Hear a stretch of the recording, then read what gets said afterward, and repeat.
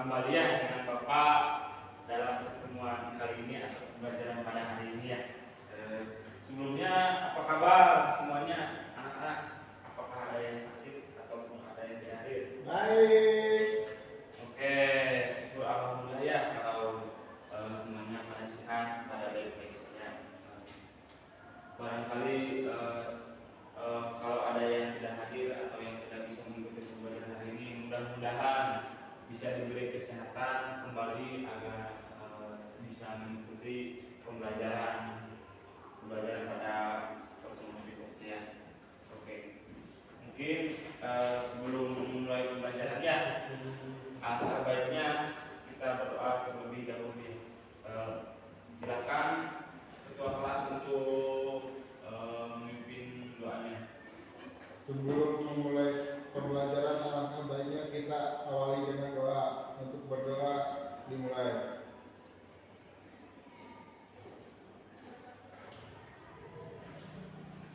Berdoa selesai. Oke. Terima kasih ya kepada ketua kelas yang telah memimpin doanya. Oke, mungkin kelihatannya agak sedikit kurang bersemangatnya. Baik, di sini Bapak akan memberikan sebuah penyemangat, bisa dikatakan sebuah penyemangat lah. Karena sebelum kita mulai pembelajaran, kita membangkitkan semangat kita terlebih dahulu agar nanti untuk melakukan pembelajarannya lebih fokus dan lebih semangat. Nah, baik, di sini Bapak ada sedikit ada game yang bisa membangkitkan semangatnya. Oke, untuk gamenya ketika Bapak berkata tolong ikuti ya. Nah, adapun untuk clue-nya itu bos berkata. Jadi setiap Bapak berkata atau setiap Bapak mengucapkan, anak-anak atau murid-murid bisa mengikuti ya. Dan clue-nya itu bos berkata. Nah, contohnya kayak gini. Ketika Bapak mengatakan bos berkata pegang telinga, nah anak-anak atau murid bisa mengikuti yang Bapak katakan atau yang Bapak ucapkan. Nah, nanti terus untuk kalau ada yang salah, nanti ada dapat hadiah atau dapat dapat hadiah nanti di akhir pembelajarannya. Nah, misalkan, jadi contohnya kalau yang salah, contohnya misalkan kayak gini. Misalkan Bapak bilang bos berkata pegang telinga. Nah, bos berkata pegang kepala, pegang perut. Nah, misalkan kalau Bapak bilang pegang perut, ada yang pegang perut. Nah, itu salah. Kan tadi untuk clue-nya itu adalah bos berkata. Jadi misalkan setiap Bapak mengucapkan bos berkata dan setiap Bapak mengucapkan kata-kata atau yang tidak mengandung kata bos berkata, nah itu jangan ikuti ya, karena salah. Nah, bisa dimulai ya untuk gamenya. Nah, bos berkata pegang mulut, bos berkata pegang telinga, pegang kepala. Nah, oke, Andre, salah itu. Andre kayaknya kurang fokus. Nah, ulangi. Bos berkata pegang hidung, pegang dagu. Nah, oke. Ternyata masih ada yang salah ya. Oke, mudah-mudahan dengan games tadi yang kamu berikan bisa membangkitkan semangat anak-anak ya. Nah, mungkin sebelum kita mulai pembelajaran, adapun tujuan pembelajaran pada hari ini, adapun tujuannya yaitu untuk yang pertama ada, sebelumnya nah, untuk pembelajaran hari ini kita akan membahas tentang transaksi. Nah, sebelum kita menuju ke materi atau pembahasan, adapun tujuan pembelajarannya. Nah, untuk tujuan pembelajaran yang pertama itu ada siswa dapat memahami apa itu transaksi. Nah, yang kedua, siswa dapat memahami apa itu fungsi fungsi dan macam-macam dari transaksi. Nah, itu untuk tujuan pembelajaran pada hari ini ya. Nah, ada yang tahu? Barangkali ada yang tahu nggak apa itu transaksi? Oke, menurut kurang tepat ya. Terus yang lainnya, ada yang tahu nggak apa itu transaksi? Oke, Andre, betul sekali. Nah, Bapak di sini akan menyampaikan untuk yang pertama itu dari segi pengertiannya, pengertian daripada transaksi. Nah, untuk mungkin bisa dikatakan secara umum ya, transaksi adalah sebuah kesepakatan antara penjual dan pembeli baik dalam bentuk barang atau jasa. Nah, mungkin di dalam kita bertransaksi itu di dalamnya terdapat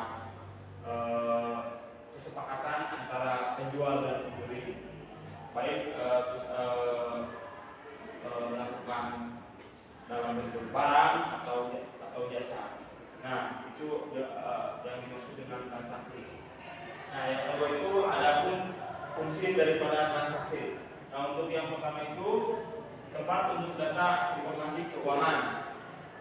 Nah, jadi maksud dari tempat untuk data informasi keuangan itu ketika kita melakukan transaksi biasanya terdapat sebuah tempat atau penyimpanan dari transaksi tersebut dan agar data agar fungsi yang pertama itu biar datanya tersimpanlah di dalam tempat tersebut. Nah, untuk yang kedua itu mengetahui informasi pihak yang bertanggung jawab atas adanya transaksi.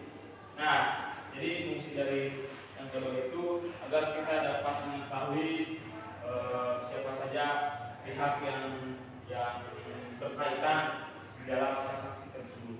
Nah, yang ketiga itu adapun meminimalisir kemungkinan kesalahan laporan keuangan. Nah, dengan fungsi transaksi itu kita dapat meminimalisirlah tentang kesalahan keuangan. Nah, yang terakhir itu ada menghindari duplikasi dalam pengumpulan data keuangan. Nah, selanjutnya ada pelaku transaksi. Nah, biasanya di dalam transaksi itu terdapat pelaku ya. Untuk yang pertama itu ada pemberi dana dan penerima dana. Nah, mungkin untuk pemberi dana itu bisa dikatakan sebagai pembeli ya, karena ketika kita sedang membeli barang kan pemberi dana itu biasanya memberikan uang. Nah, untuk yang kedua itu ada penerima dana atau bisa dikatakan sebagai menerima uang. Nah, adapun alat bukti transaksi. Nah, biasanya untuk alat bukti transaksi itu terdapat faktur, kwitansi, nota, cek, dan rekening koran. Nah, mungkin salah satu contoh dari faktur itu biasanya ketika kita membeli motor ataupun membeli mobil. Nah, untuk kwitansi itu contohnya kayak kita membeli barang sama seperti halnya dengan nota. Nah, kalau untuk cek itu contohnya kayak ketika kita mentransfer uang ke siapa saja. Nah, itu bisa berupa cek. Nah, untuk rekening koran sama seperti halnya cek. Jadi berbentuk atau biasanya rekening koran itu di dalam kartu kredit atau buku rekening. Nah, selanjutnya itu masuk ke dalam macam-macam atau jenis-jenis transaksi. Untuk yang pertama itu ada transaksi secara internal, secara eksternal, secara kredit dan secara. Nah, mungkin untuk materi mungkin mungkin seperti ini ya materi tentang transaksi. Nah, secara dari Bapak hanya menyampaikan secara garis besar ya. Nah, untuk selanjutnya Bapak akan membagi kelompok. Nah, mungkin untuk membagi kelompok hanya 4 kelompok. Nah, sebelum ke pembagian kelompok, Bapak akan menggunakan model pembelajaran to stay. Nah, to stay to train itu kayak gini. Contohnya misalkan tiap kelompok ada 4 orang. Nah, di 4 orang itu dibagi menjadi 2. Ada 2 yang stay di tempat, ada 2 yang keliling atau yang bisa ke kelompok lain gitu. Nah, mungkin itu ya untuk materi yang akan dibahas tiap kelompok itu mungkin mengenai macam-macam transaksi ya. Nah, untuk kelompok 1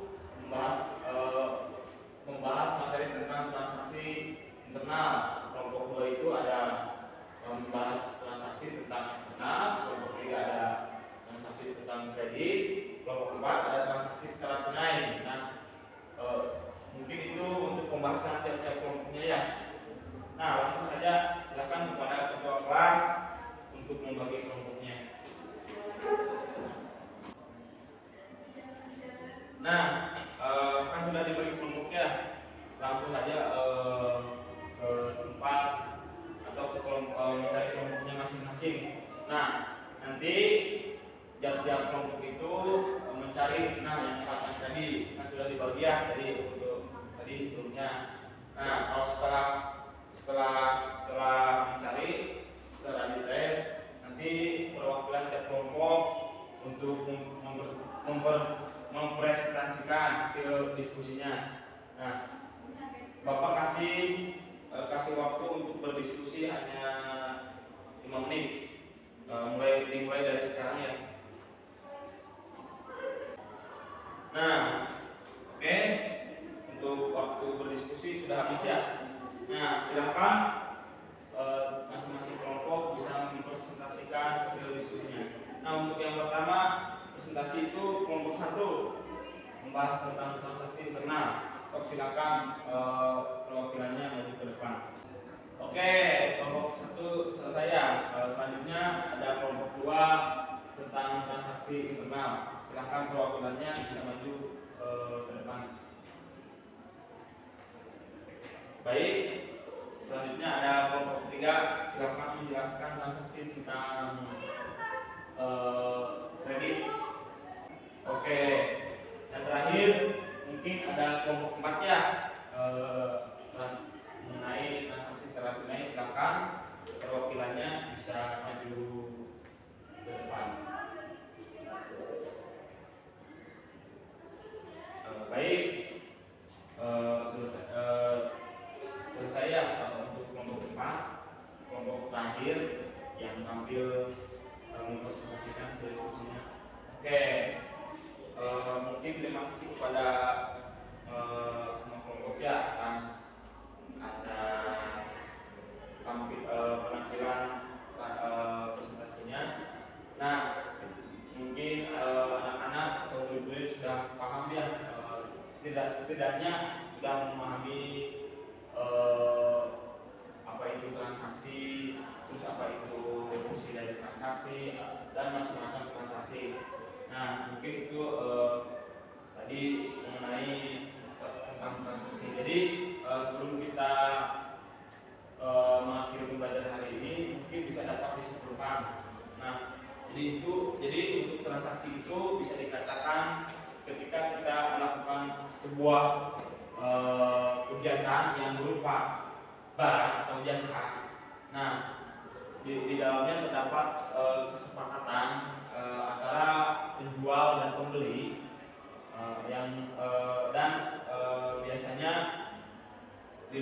biasanya dilakukan itu, contohnya kayak seperti kita membeli suatu barang atau kita melakukan pekerjaan. Nah, di dalamnya itu pasti terdapat transaksi. Nah, mungkin secara garis besar seperti itu ya. Nah, oke, mungkin untuk materi hari ini atau pembelajaran hari ini bisa hanya sampai di sini saja ya. Kita akan bertemu pada pertemuan selanjutnya atau pada kegiatan selanjutnya atau pada pembelajaran selanjutnya. Nah, terima kasih. kasih ya karena waktu juga sudah mulai habis mungkin. Nah, sebelum Bapak mengakhiri untuk pembelajaran pada hari ini, alangkah baiknya kita tutupi dengan doa ya. Sebelum kita mengakhiri pembelajaran hari ini, alangkah baiknya kita berdoa terlebih dahulu. Berdoa mulai. Oke, berdoa dan mengakhiri. Oke, terima kasih kepada semuanya. Mudah-mudahan selalu diberi kesehatan ya. Kepada semuanya. Oke, cukup pamitnya. Assalamualaikum warahmatullahi wabarakatuh. Waalaikumsalam warahmatullahi wabarakatuh.